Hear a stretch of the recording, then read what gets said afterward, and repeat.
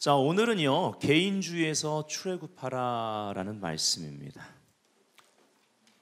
지난주 다시 사명 시리즈 마지막 메시지로 엘리야 이야기를 통해서 오직 나만과 오직 주만 사이의 영적 전쟁에 대해서 봤는데요, 마지막 결론 말씀, 마무리하는 말씀을 말라기서, 구약의 마지막 책인 말라기서 4장 2절부터 6절까지 그 마지막 챕터 마지막 부분으로 마무리를 했습니다. 이것을 좀 읽어드리기 원해요. 내 이름을 경외하는 너희에게는, 자, 여기 굉장히 중요한 것이 하나님의 이름을 경외하는 것입니다. 이것이 회복돼야 될 부분입니다. 여러분 삶의 모든 어떤 문제나 기도 응답에 있어서 다 회복을 통해 그것이 응답으로 옵니다. 그렇죠? 여러분 많은 문제가 사람과의 관계 아닐까요? 그렇죠? 이 관계 회복 중요한데, 이 모든 회복의 시작은 우리가 회복을 위해서 기도하는 그 하나님을 경외하는 그 관계를 통해서 오는 것입니다. 여호와의 친밀함이 경외하는 자에게 있고요, 그들에게 먼저 언약을 보임으로, 즉 언약 관계의 회복을 통해서 모든 회복이 시작된다는 걸 알아야죠. 그렇죠? 네. 가정에 많은 문제가 있는데 이거 완전히 산산조각 내는 게 뭐예요? 결혼이란 언약의 파기죠. 그렇죠? 이혼입니다. 이따 이혼에 대해서 또 다룰 건데요, 이 모든 문제는 이 언약의 회복을 통해 이루어지죠. 내 이름을 경외하는 너에게는 공의로운 해가 떠올라서, 공의란 단어를 주목하십시오. 치료하는 광선을 비추리니, 즉 모든 치료하는 광선, 하나님의 그 치료하는 빛의 역사는 의의 회복으로 말미암는다라는 것. 그리고 이 뒤에 보면 그것이 바로 승리를 가져옵니다. 너희가 나가서 외양간에서 나온 송아지같이 뛰리라. 또 너희가 악인을 밟을 것이니, 승리. 그들이 내가 정한 날에 너희 발바닥 밑에 재와 같으리라. 만군의 여호와의 말이니라. 너희는 내가 호렙에서, 우리가 지난주에 봤듯이 엘리야가 다시 회복돼서 사명의 업그레이드가 이루어지고 사명의 전수를 한 것이 바로 이 장소에서 시작됩니다. 온 이스라엘을 위하여 내 종 모세에게 명령한 법, 곧 율례와 법도를 기억하라. 율법을 여기서 주셨죠. 보라, 여호와의 크고 두려운 날이 이르기 전에 내가 선지자 엘리야를 너희에게 보내리니 그가 아버지의 마음을 자녀에게 돌이키게 하고 자녀의 마음을 그들의 아버지에게 돌이키게 하리라. 주님, 이것이 이 가정의 달에 나타나기를 원합니다. 이 시즌에 나타나기를 원합니다. 부흥의 시작이 되게 하여 주옵소서. 돌이키지 아니하면 두려워할 줄 알아야 되는데, 두렵건대 내가 와서 저주로 그 땅을 칠까 하노라 하시니라. 주님은 오십니다. 아멘. 주님은 오시는데 그때까지 우리가 변화의 과정이 필요한데, 개인을 통해서 공동체가, 즉 공동체적인 변화가 필요하기에 아비의 마음을 자녀에게, 자녀의 마음을 아비에게. 아멘. 예. 간단하게 말하면, 쉽게 말씀드리면 부모로부터 마음을 고쳐 먹어라, 이런 이것이 구약의 마지막 메시지입니다. 우리가 사명을 이루려면 성숙의 과정이 필요하다라는 것이고요, 우리는 그 과정에서 부분이 아니라 온전한 그림을 보기 시작합니다. 이게 사랑의 과정이고 사랑의 힘이고 열매입니다. 어린아이의 일을 폐하고 부분적인 것을 폐하고 장성한 분량, 온전한 것을 보는 것을 사랑장에서 얘기하고 있습니다. 지금 마지막 때입니다. 이 마지막 때 중에서도 마지막 때에, 이 마지막 때의 사명을 이제 우리가 좀 생각해 봐야만 우리가 깨어나게 될 줄 믿습니다. 얼마나 큰 그림을 볼 수 있어야 되겠습니까? 이 나라 하나님 특별하게 부르셨고, 지금의 모습은 많이 부족하지만 한국교회를 전 세계 선교하는 나라로 세우셨고 쓰임을 받았습니다. 남은 사명이 있습니다. 그래서 지난주에 다시 사명 엘리야 이야기를 한 거예요. 다시 호렙산에서 여호와의 세미한 음성을 듣고 말씀의 영광을 드러내고죠, 사명의 업그레이드. 아멘. 그리고 사명을 다음 세대에 전수해야 되는 그러한 시간대입니다. 그래서 이 나라가 그 큰 그림 중에 한 퍼즐을 감당하는 국가가 되기를 바라는 중보적인 소명을 우리가 가져야만 하는 것입니다. 이것은 시대적인 열방을 향한 사명인 줄 믿습니다. 단언컨대 믿는 바 이 나라는 이스라엘과 원유맨을 이루어 마지막 때 부흥과 추수를 위한 선교적인 정열의 모델이 될 것입니다. 믿으십니까? 그런 엘리야의 바알에게 무릎 꿇지 않고 입 맞추지 아니한, 타협하지 아니하는 엘리야의 7,000명에 해당하는 공동체로서의 가정이 될지어다. 교회 공동체가 될지어다. 그래야 그 안에서 목회자인 저도, 그리고 여러분 개개인도 그 안에서 발견되어진다는 것입니다. 지금의 우리의 모습이 베스트가 아니라는 것이죠. 하나님이 마지막 때에 행하시는 지구적인 정열에 함께할 수 있어야만 합니다. 이거는 공동체적입니다. 우리 교회 레마인 이사야 60장 1절 2절, 일어나라 빛을 발하리는 네 빛이 이렇고 여호와 영광이 네 위에 임하였으니 하고 그 뒤에 2절에 보라 봐야 됩니다. 직시할 건 직시하라는 거죠. 캄캄한 만민을 가리우고 온 땅에 어둠이 덮습니다. 어둠이 배가합니다. 근데 알아야 될 것은 그러한 가운데 빛이 임하는 자리, 그 공동체에도 하나님의 영광이, 권능이, 지혜가 배가 될 것이다. 이 배가 되는 영광 가운데 완전하게 보호받고 우리 다음 세대가 보존될 뿐만 아니라 하나님께 쓰임받게 될 거라는 것이죠. 믿으시면 아멘 합시다. 아멘. 하나님께서 이 이사야 60장은 시온을 향하여서, 바로 이스라엘 향해서 Arise, shine, 일어나라 빛을 발하라 하는 것입니다. 이스라엘의 교회와 열방교회가 원유맨으로 하나가 되어 에하드의 영광 안으로 들어오고, 그 반대편에는 이것을 대적하는 어둠의 역사가 계속 증가된다는 것이죠. 그래서 지구적 정렬은 두 가지로 나타납니다. 이제 명확해집니다. 하나님의 편과 그리고 우상의 편으로 분명하게 나눠지기 시작합니다. 눈에 보기에는 좋아 보이지만 혼합이 역사되고 있습니다. 혼합이 역사하는 연합과 하나됨은 경계해야 될 줄 믿습니다. 의와 복음이 중심에 있는 공의 실현을 초점으로 한 정렬을 지속적으로 우리 공동체는 선택해 나갈 수 있어야 되는 것이죠. 이런 정렬을 통해 의의 회복이 일어납니다. 바로 이 의의 회복으로 말미암는 만유 회복을 성경은 약속하고 있는 거예요. 의라는 단어에 초점을 두셔야 됩니다. 아멘. 의는 우리가 선물로 받습니다. 그러나 구원받은 자들에게, 그 의로 말미암아 구원받은 자들에게 의는 우리를 성장시킵니다. 그래서 지속적으로 말씀에 순종하는 공동체의 모습, 개인과 가정과 교회의 모습이 나타나야만 한다는 것이죠. 이러한 과정 가운데 회개가, 그래서 성경에서 가장 강조하는 것입니다. 유쾌케 되는 날, 회개를 통해 유쾌케 되는 날이 이릅니다. 이것이 만유 회복의 모습입니다. 개개인의 양심의 회복으로 말미암는 도덕적인 정렬로부터 시작되는 가정의 회복, 교회의 회복, 사회의 회복이 이 지구적인 정렬 안에서 열방의 회복과 함께 만유 회복 안에 들어간다는 것이 성경의 메시지입니다. 아멘. 이 5월 가정의 달, 그래서 이 메시지는 이 큰 그림 가운데 가장 중요한 에덴 동산이 가정이기 때문에 중요한 것입니다. 그만큼 공격받는 것이 가정입니다. 첫 번째 주가, 이번 첫 번째 주가 어버이 주, 어린이 주일, 오늘이 두 번째 주 어버이 주일, 이제 다음 주 스승의 주일, 교회 지도자와 성도의 관계, 그리고 교회 가운데 제자가 되고 또 제자를 섬는 이러한 모든 관계들, 그리고 우리가 이제 100일을 구별한 마지막 날 성령 강림주일이면서 오순절, 성령의 불이 우리 마음에, 그 말씀을 신비에 새겨서 걸어다니는 토라, 걸어다니는 말씀 자체로 살게 하니 기사와 표적이 따라와 하나님의 말씀이 맞다라는 것, 말씀에 순종하는 이 사람, 내가 그리스도의 대사로 이 사회 가운데, 그 영역 가운데 보냈다라는 것을 확증하는 역사가 있다라는 거예요. 말씀이 능력인 줄 믿습니다. 회복하는 능력인 줄 믿습니다.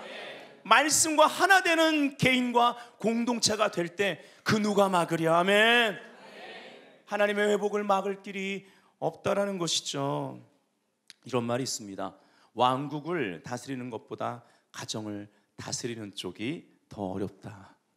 제가 결혼식 주례 때 잘 쓰는 말입니다. 이 말은요, 가정을 다스리는 것이 더 위대하고 중요하다, 핵심이다라는 것이죠. 또한 가정이 왕국의 기본이다라는 것입니다. 창세기 1장 26절부터 28절을 보면 창조 명령이라고 부르는 부분입니다. 창조주의 가정을 향한 본래 목적이 아주 잘 나와 있는데요. 한번 찾아보죠.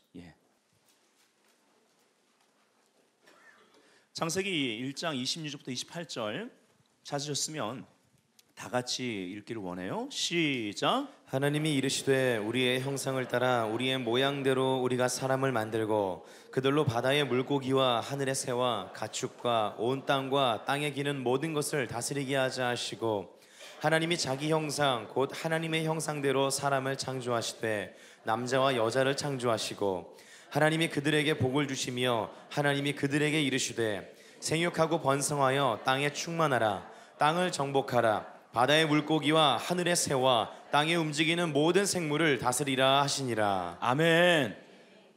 끝은요, 다스리라, 통치로 끝납니다. 정복하고 다스리는 거. 근데 이 다스림이 하나님으로부터 와서 그 권위를 위임받은, 여기 보면은 공동체에게 주셨다라는 것이죠. 이건 신비인데요, 이 신비를 권위와 함께 우리가 받은 것입니다. 어떤 신비냐? 성삼위 하나님, 하나님이 우리의 모양, 우리의 형상대로 우리가 그러면서 부부, 가정을 지으셨습니다. 공동체로 사람을 창조하셨다라는 것이죠. 그래서 바로 이 신비, 성삼위 하나님, 공동체로 존재하신 하나님, 그래서 그분의 형상 회복은 공동체의 회복이라는 것을 잊지 말아야만 합니다. 어떻게 하면 가정을 잘 다스리고 내 삶에 하나님의 나라가 임할 수 있을까요? 정복하고 다스리는 일 나타날 수 있을까요? 공동체 회복, 하나님의 형상 회복이라는 이 원리를 다 우선순위에 적용하실 수 있어야만 합니다. 우리란 단어를 쓰고 남자와 여자를 창조하시고 그들에게 복을 주셨다. 하나님의 형상대로 창조된 공동체의 복을 명하신 것입니다. 그래서 여러분 개개인의 복은요, 공동체 안에서 찾아야만 합니다. 아멘. 그래서 복된 가정은 분리가 없는 가정이어야 합니다. 관계를 위해 힘써야만 합니다. 그러나 복의 근원은 잊으시면 안 돼요. 항상 복의 근원이신 하나님은 그 위에 두셔야 됩니다. 그분과의 관계는 무슨 말인지 아시죠? 교회 공동체도 마찬가지입니다. 관계가 열쇠입니다. 음부의 권세가 이기지 못하는 교회, 이 교회를 세우시고 약속하신 것처럼 가정의 가장 기본 단위인 부부 관계는요, 사단이 가장 두려워하는 관계입니다. 바울은 여기에 비밀이 크다고 했습니다. 부부 관계를 그리스도와 그분의 몸된 교회, 신부와의 관계로 연결합니다. 그래서 가정과 교회 공동체는 띄어서 생각할 수가 없습니다. 그리스도 안에서. 아멘. 그러다 보니 많은 가정이 사단의 치명적인 공격을 집중적으로 받고 있습니다. 사단은 알고 있습니다. 가정이 깨지면 사회도 망가뜨릴 수 있고 교회도 회파시킬 수 있다는 것을. 한 가정의 불행은요, 높은 이혼율로 세상 가운데 나타납니다. 아시아 1위입니다. 전 세계 가운데 이혼율이 한국이 3위입니다. 이 작은 나라가. 한 해 30만 쌍 이상 결혼하는데 한 해 10만 쌍 이상 이혼합니다. 3명 중 1명꼴로 이혼한다는 것이죠. 그리고 통계가 나왔는데요, 49%가 결혼한 지 2년 만에 이혼합니다. 심각한 겁니다. 공격받고 있다는 것을 알아야 됩니다. 문제가 무엇입니까? 이런 이혼으로 깨어진 가정에서, 이 환경에서 사실은 가정에서 예수를 믿든 안 믿든 하나님이 두신 것은요, 가정에서 자녀는 부모의 덮임과 보호와 은혜를 받으면서 살게 되어 있습니다. 이것이 건전한 가정입니다. 근데 예수 믿는 가정까지 포함해서 이 이혼으로 말미암아 다음 세대가 쓴뿌리와 상처의 그 환경 가운데 자라 이것이 악순환되고 대물림되는 그런 영적인 그런 모습을 볼 수가 있다는, 이건 영적인 것입니다. 이혼도. 이것이 사단이 가정을 공격하는 궁극적 목적입니다. 다음 세대. 반대로 우리의 궁극적 목적은 이따가 결론 부분에서 다룰 신앙의 전수가 되어야 될 줄 믿습니다.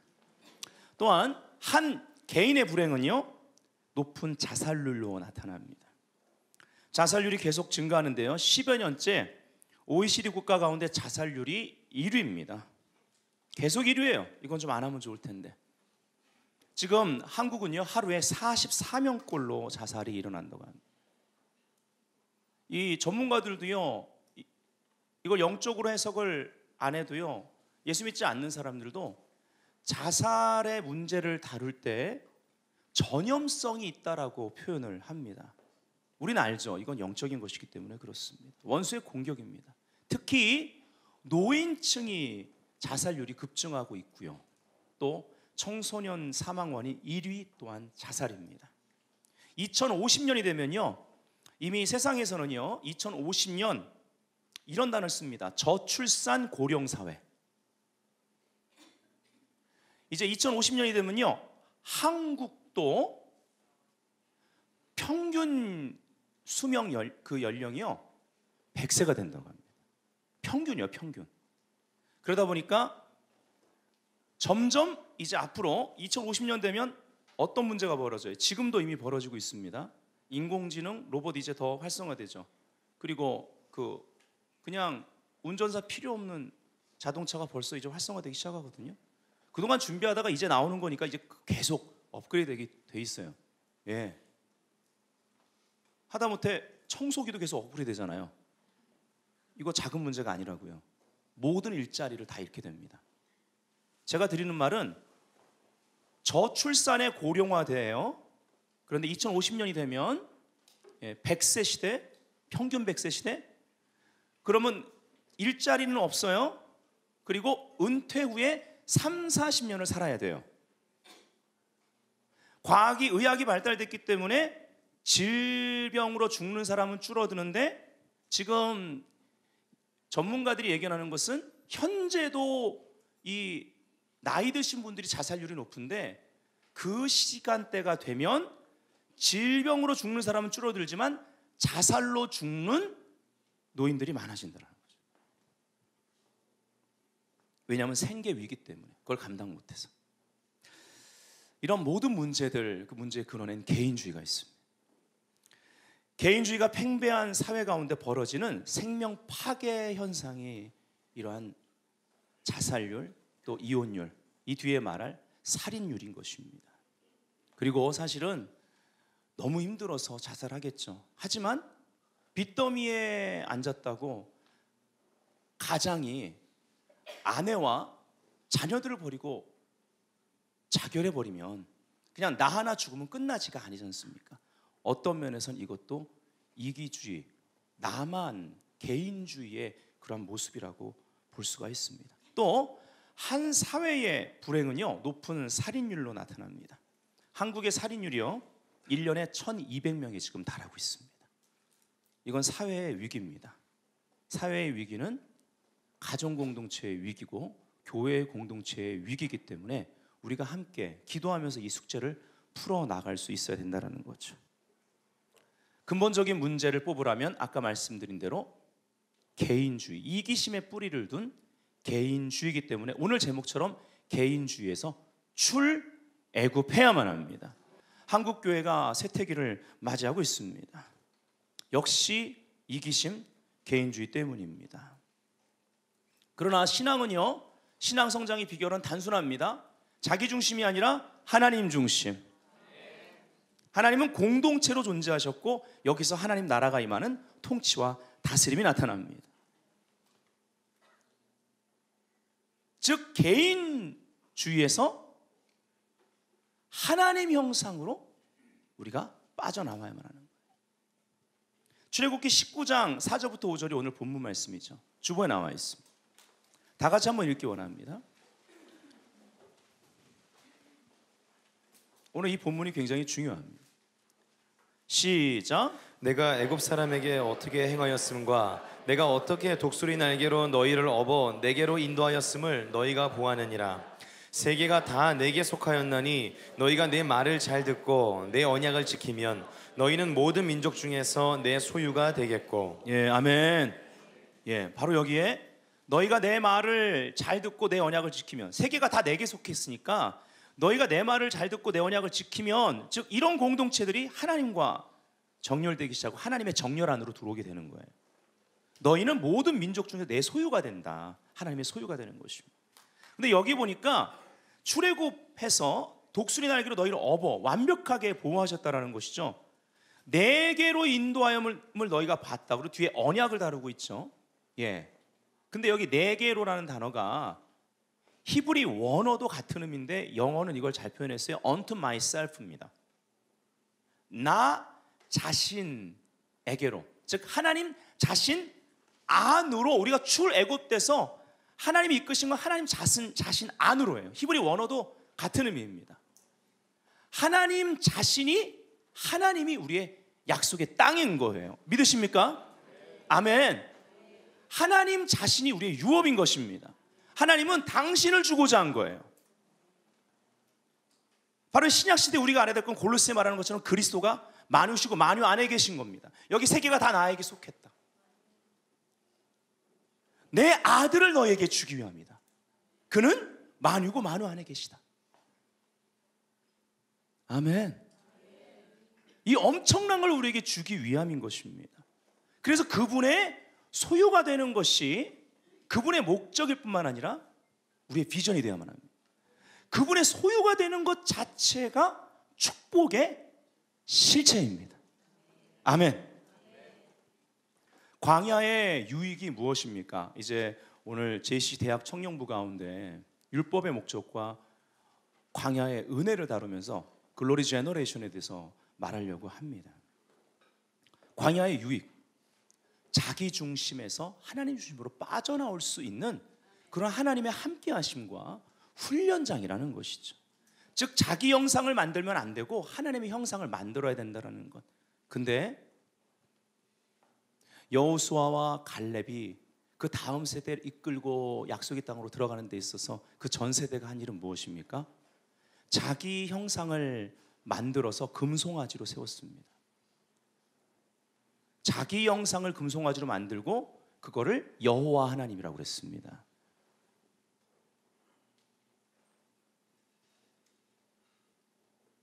이것이 하나님을 대적하는 인간의 속성이고 속임수입니다. 스스로 속는 자기 기만의 모습입니다. 이것이 우상숭배입니다. 모든 우상숭배는 자기 형상을 만든 것입니다. 하나님의 형상을 떠나서. 그래서 개인주의에서 출애굽하여 하나님의 형상을 회복하라는 것이죠. 그렇게 되면 여러분의 삶의 광야는 뷸라와 헵시바가 될 것입니다.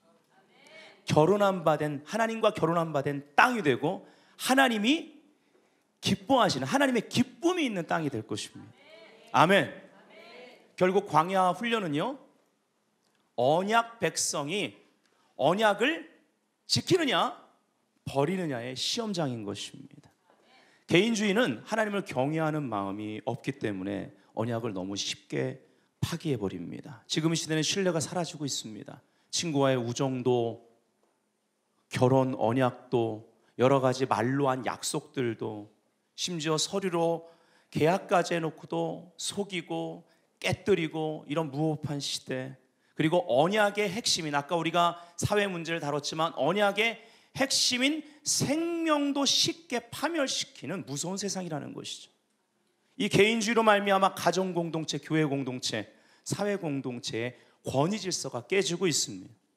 이 권위 질서가 깨지면요, 하나님의 형상인 의의 형상이 깨지기 시작합니다. 의의 형상을 파괴하는 것입니다.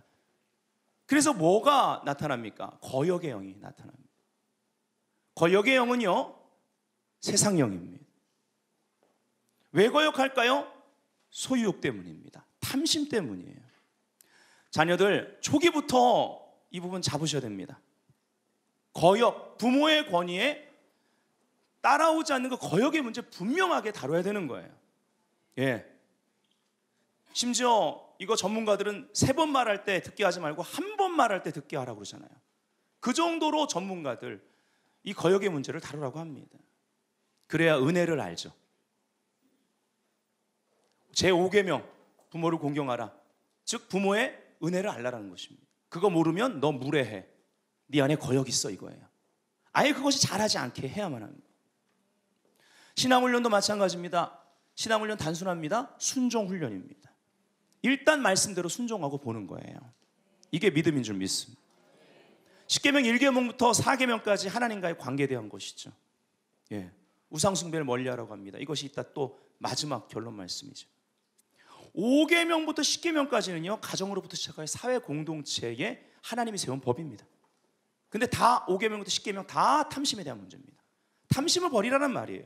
그 정도로 지배적입니다. 네 부모를 공경하라.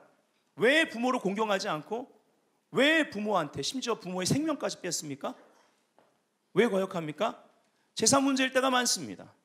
자기가 원하는 거 안 해주니까 그렇습니다.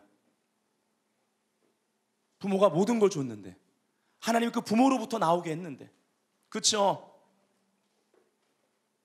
탐심입니다. 살인하지 말라, 생명을 빼앗는 것입니다. 이거는 정말 사악한 탐심입니다. 간음하지 말라, 남의 여자 남의 남자 뺏는 것입니다. 탐심입니다. 도둑질하지 말라, 당연히 탐심이죠. 네 이웃에 대하여 거짓 증거하지 말라. 왜 속이고 거짓 증거합니까? 무언가 자기의 이익을 취하기 위한 것입니다. 탐심입니다. 네 이웃을 탐내지 말라. 그래서 마지막 결론이 전체적인 거예요. 마지막 결론 무엇을 말합니까?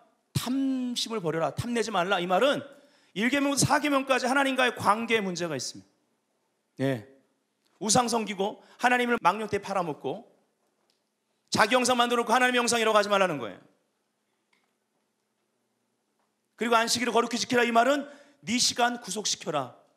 에베소 5장 말씀, redeeming the time, 세월을 아끼라. 시간을 구속시켜라 이겁니다. 그리고 그 나머지가 바로 탐심의 문제를 다루고 있어요. 앞에서 실패했기 때문에 탐심이 네 안에 들어왔다는 것이죠. 이것이 10계명입니다. 10계명은 하나님이 우리를 사랑하셔서 주신 건 줄 믿습니다. 아멘. 지금까지 제가 여러분들한테 전한 이 메시지를 아시아 최고의 미래학자로 불리는 목사님이면서 그리고 미래학자이신 최윤식 박사님의 책에 나오는 부분을 통해서 좀 명확하게 적용시켜드리고 정리해드리기를 원합니다. 책에 그 한국교회가 피해갈 수 없는 미래 키워드 11가지를 다루는데 그 중에 6가지 짧게 제가 좀 정리를 좀 해드릴게요. 예. 지금 시대와 교회 그리고 가정이 보일 것입니다. 자, 책 읽는 남자가 되겠습니다. 현대 사회에서 가장 중요한 3가지 메가 트렌드가 있다. 세계화, 정보화, 민주화. 예, 중간 내용 다 생략합니다. 특별히 자본주의 이후 사회를 구성하는 3가지의 중요한 구조적 변화의 축은 지식, 네트워킹, 세계화. 여러분 이거 세상을 살아가는데 굉장히 중요한 단어들입니다. 예, 특별히 사업하시는 분들 중요한 단어예요. 세계화 속에는 자본, 재화, 노동, 문화, 정보, 종교 등이 국경을 넘어들어 전 지구적으로 교류, 확산, 교배되는 현상이 일어난다. 세계 모든 것이 융합되는 현상이 시작된다. 지난번 글로컬에 대해서 말씀드릴 때 융합이라는 단어를 말씀드렸죠. 이것이 지구적 정렬 가운데 좋은 쪽으로 아니면 반대 성경적이지 않은 그리스도를 대적하는 쪽으로 흘러갑니다. 이제 둘 중에 하나 명확해지는 거예요. 우리의 신앙도 오늘날 나와 내 집은 여호와를 섬기리라 여호수아가 되어야 될 줄 믿습니다. 그래서 이제는 국가경제라는 단어를 쓰면 촌스러운 사람이 된답니다. 진정한 국가경제는 없고 세계 경제만이 이제 존재하는 글로컬 시대입니다. 자, 그래서 미래 키워드 첫 번째가요. 이 단어를 여러분 잘 보셔야 됩니다. 앞으로 교회도 마찬가지고 우리 미래를 향해서 신세대, 신문화, 신사고 패러다임이 바뀌어야 되겠죠. 자, 그래서 두 번째 키워드로 이어지는데요. 교배된 기독교입니다. 이게 무서운 거죠. 이게 가정과 다 연결되어 있습니다. 예. 급속한 세계 융합의 영향으로 종교의 혼합도 가속화되고 있다. 어떤 학자는 동양은 서양의 종교와 교배하고, 이게 진짜 그래요. 서양은 동양의 종교와 교배하고 있다고까지 말한다. 예, 즉 종교 간의 경계가 무너지고 있습니다. 이런 현상이 계속된다면 10년 후 한국 기독교는 교회 안의 다종교 문화라는 새로운 사탄의 공격에 시달리게 될 것이다. 자, 그 다음에 미래 키워드 세 번째가 이 모든 것의 근원입니다. 오늘 제목이죠. 개인주의 신앙. 예, 사실 이건 신앙이 아닌데, 이런 흐름이 교인들 사이에도 깊숙이 파고들고 있다. 지금 한국 교회의 많은 교인이 교회가 마음에 들지 않고, 목사가 마음에 들지 않고, 성도가 마음에 들지 않으면 언제라도 교회를 바꿀 수 있다라고 생각한다. 예전에는 우리 교회라는 의식이 강했다. 지금은 아니다. 교인 중 76%가 교회를 옮긴 경험이 있다. 교회 이동은 불가피한 경우가 아니면 하지 않는 것이 좋다고 생각했던 비율이 80%이지만 기존 교회에 대한 불만족이 커졌을 때 76%가 교회를 옮기는 행동을 취했다. 건너뛰고요. 사람들은 점점 자신만을 위해 살고 싶어 한다. 교회보다는 개인이 우선이다. 특정한 한 교회라는 울타리 없이 살고 싶어 하는 마음이 점점 강해지고 있다. 현대의 교인들이 이처럼 개인주의 신앙으로 빠져드는 데는 신뢰 결핍이라는 요소가 중요한 역할을 한다. 개인주의는 신뢰를 결핍시킵니다. 그래서 언약을 쉽게 파괴시켜요. 근데 여러분, 기독교는 구약에서 언약을 말하고 이 언약을 십자가에서 그 피 흘려 완성하심으로 말미암아 신약의 하나님 나라. 그래서 성경은 언약과 하나님 나라 두 기둥으로 세워져 있습니다.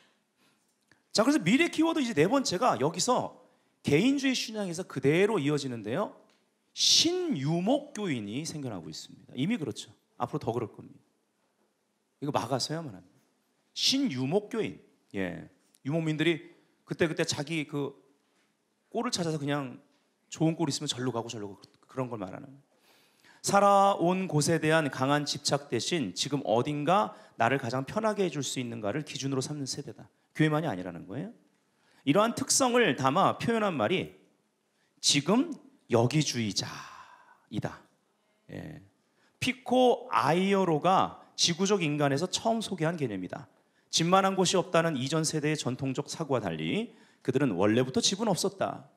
그래서 미국처럼 이제 한국도 점점 내 집 마련 안 하는 추세로 여러분 들어가게 될 것입니다. 집값 엄청 비싼데 꼭 내 집 있어야 되는가? 그때 편의에 따라 이동하는 거예요. 예. 그러니까 이것이 어떻게 나타나느냐? 가정과 교회가 연결된다니까요. 그 사회에 영향을 미칩니다. 꼭 내가 평생 다닐 교회 이렇게 안정이 되는 거예요. 네. 지금 설교 잘 들으세요? 그렇게 하라는 메시지가 아닙니다.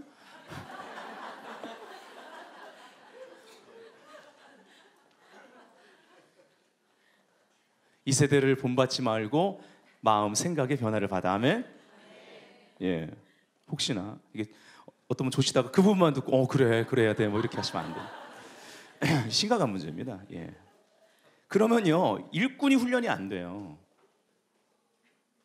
제자 양육이 안 됩니다. 예. 적어도 예수님은 십자가에서 죽으실 때까지 제자들과 함께 했습니다. 기간은 짧았지만 공생의 기간은. 계속 읽겠습니다.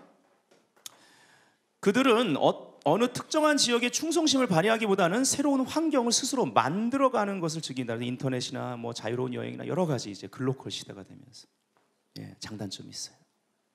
자기의 기대치에 부합하지 않는다면 쉽게 떠날 준비가 되어 있고 떠나지 않더라도 교회 공동체에 대한 관심이나 애착을 포기함으로써 교회를 위한 여러분 이게 진짜 일어나고 있어요 현재. 헌신과 봉사를 거부합니다. 교사로 헌신하는 거, 뭐 주방 봉사, 또 선교. 옛날에는요 삶이 어려워도요 단기 선교 1년에 한 번씩 막 가려고 그랬는데 요즘 그런 거 잘 안 한다는 거죠. 근데 이거에 대한 그 원인이요 미래 키워드 5번째 나오는데요. 삼무시대. 뭐냐? 21세기는 무기력, 무관심, 무의미의 삼무시대. 자, 무기력, 무관심, 무의미. 여러분 잘 살펴보셔야 돼요. 우리 자신들을요. 이 세 가지에 걸려 있으면 안 된다는 것입니다. 계속 뚫고 나오셔야 됩니다. 특별히 이 모든 산무의 그 근본 원인에 뭐가 있냐? 불안감. 예, 제가 지금 긴 내용을 줄친데만 읽고 있는 거예요. 정리해서. 예.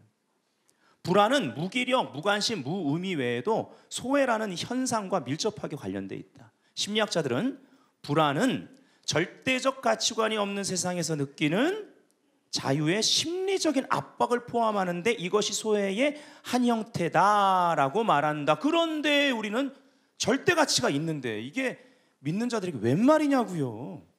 아멘. 불안과 소외, 무관심은 교인들의 마음속에 염세주의적 태도를 불러일으킨다. 이게 문제입니다.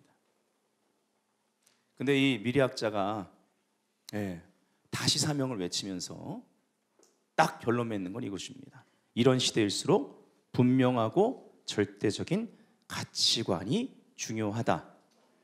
이분은 어디서 이걸 말하는 거예요? 하나님의 말씀. 변하지 않는 하나님의 말씀. 꽃은 시들고 풀은 마르지만 영원한 하나님의 말씀. 아멘. 자, 그래서 이제 마지막으로 6번째만 보는 거예요.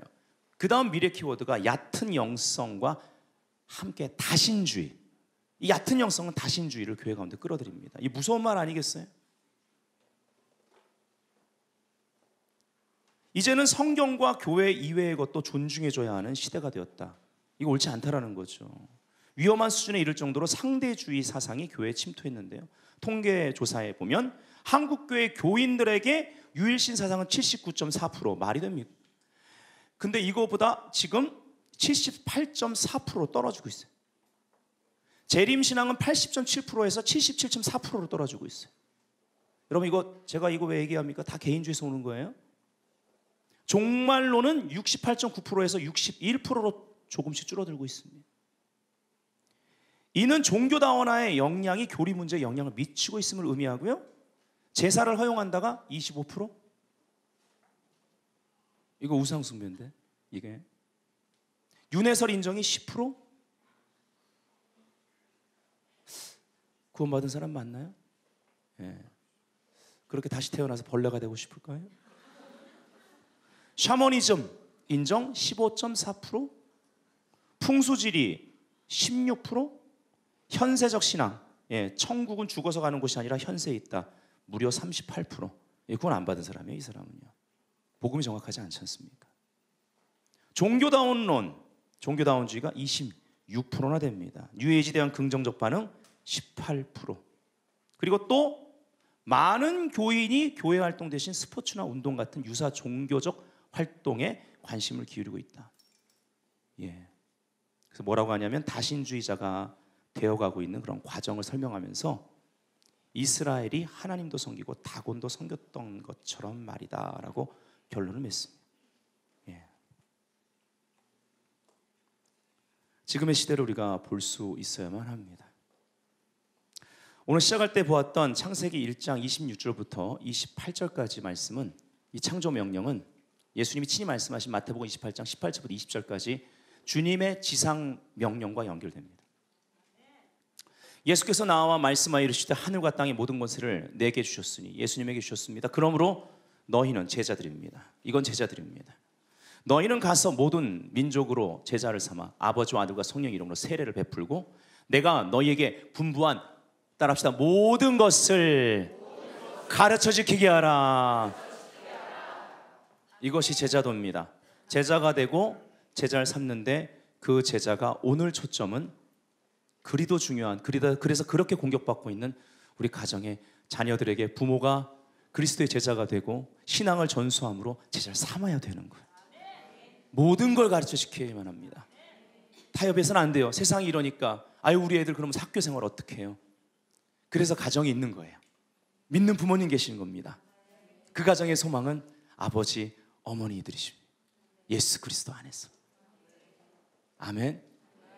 시대의 소망이 되는 것, 나의 가정 공동체 소망이 되는 사람이 되는 것, 얼마나 가치 있는 일이겠습니까?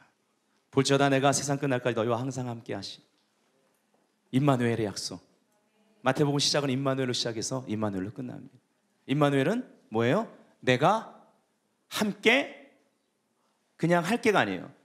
내가 함께 행동할게. 너도 행동해라.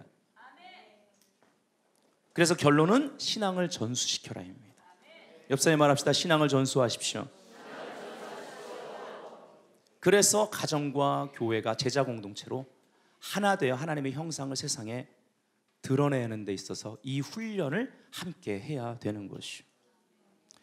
여러분, 요한 웨슬리의 어머니 수잔나 웨슬리 잘 아시죠? 자녀가 몇 명이었습니까? 18명. 예. 하도 많으니까 설교할 때마다 확인을 해야 돼요. 19명이었나? 20명이었나? 20여 년 동안 아이를 낳았습니다. 여러분 생각해 보십시오. 아이 하나인데도 속 썩는 분들 많은데, 이놈 왜 태어나가지고, 왜 낳아가지고 가슴 치는 분들 많은데 18명, 이거 어떻게 감당합니까? 수잔나 웨슬리가 하나님의 비전을 받았죠. 그리고 말씀의 기준으로 가정을 바르게 다스렸을 때 음악가가 나옵니다. 선교사가 나옵니다. 목사 등 각 분야의 귀 쓰임 받는 리더들이 세상에 영향을 끼치고 다스렸습니다. 집이 학교였다고 합니다. 형제들끼리 서로에게 가르쳐주고 배우고 섬기는 공동체 그 자체, 이 공동체 영성을 통해서 나온 유명한 사람 중에 우리가 잘 아는 요한 웨슬리, 찰스 웨슬리, 세바스찬 웨슬리. 할렐루야.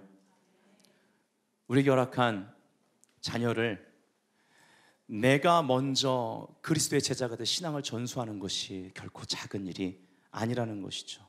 그래서 도전합니다. 전수할 신앙이 부모에게 있어야만 합니다.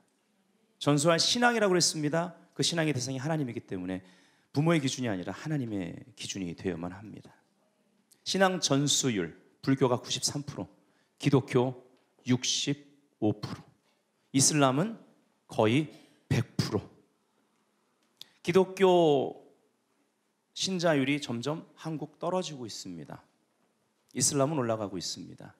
심지어 교회 안에 불신자도 있습니다. 우리는 무엇을 보고 있습니까? 여러분, 아브라함이 이삭을 데리고 가면서 봤던 산은 모리아산입니다. 모리아란 단어는 계시, 비전을 의미합니다. 모리아산은 비전의 산인데 아브라함이라는 아버지, 부모의 비전도 아니고 그 아들의 비전도 아닌 것입니다. 부모와 자녀가 함께 하나님의 비전의 자리로 나아가는 것입니다.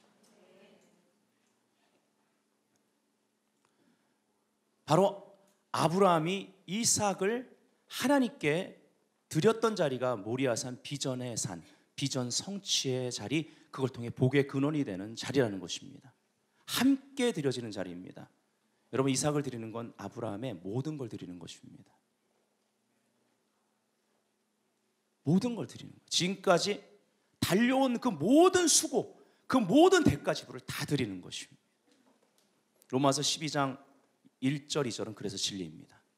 드리면 생각의 변화가 온다. 여러분, 이 생각의 변화가 뭔지 아세요? 세상의 비전과 세상의 성향을 따라가는 것이 아니라 하나님의 비전을 따라가고 하나님의 비전에 내 생각이 바뀌는 것입니다. 이것이 부모가 자녀와 함께 드려지는 거예요. 내가 예물 드리고 내가 신앙 드리고 교회 열심히 나가면 되지, 내 자녀는 괜찮아. 아하, 여러분, 세월을 아끼셔야 됩니다. 왜 이렇게 어리석게 사세요? 그래서 자녀가 잘 되는 게 아닙니다.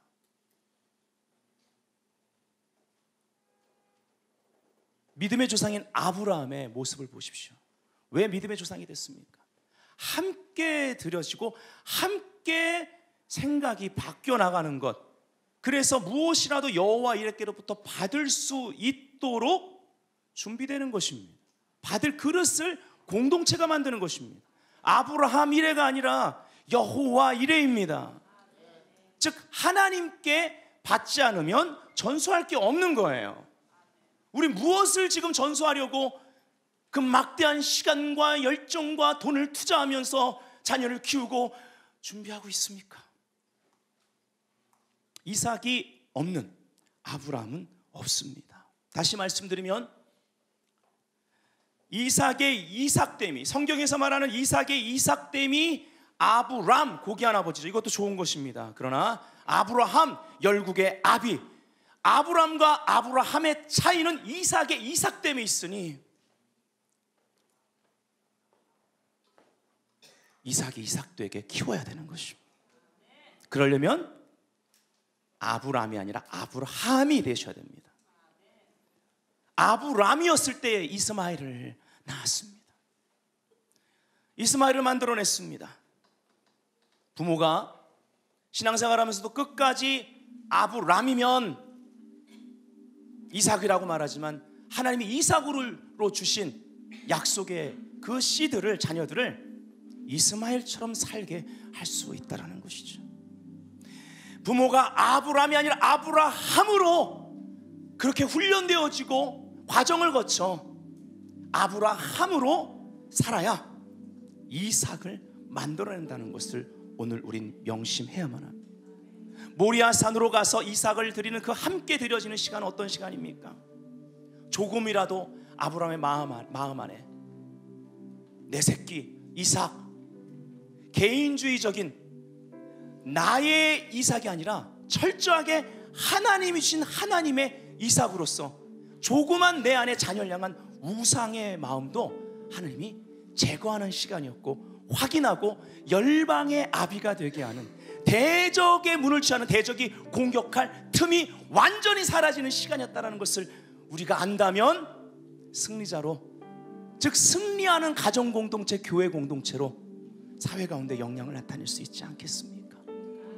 그래서 사랑의 사도라고 불렸던 요한 사도의 요한 1서의 제일 마지막, 사랑에 대해서 얘기하고 생명에 대해서 얘기하고 빛에 대해서 얘기하면서 마지막 때 적그리스도 역사에 대해서 얘기하면서 그 사랑의 사도지만 마지막에 강조했던 것, 이거 지켜야 진짜 사랑이 뭔지 알고 그 사랑이 너희 가정과 공동체 가운데 나타나게 될 거야 하면서 마지막 결론 부분으로 요한일서 마지막 장 마지막 절에 선포했던 것이 이것인 것입니다. 5장 21절, 자녀들아 너희 자신을 지켜 우상에서 멀리하라. 현대어 성경으로 읽어드리죠. 사랑하는 자녀들이여, 그러니 여러분의 마음속에 하나님의 자리를 차지한 우상이 있거든 곧 그것을 없애버리십시오. 기도하겠습니다.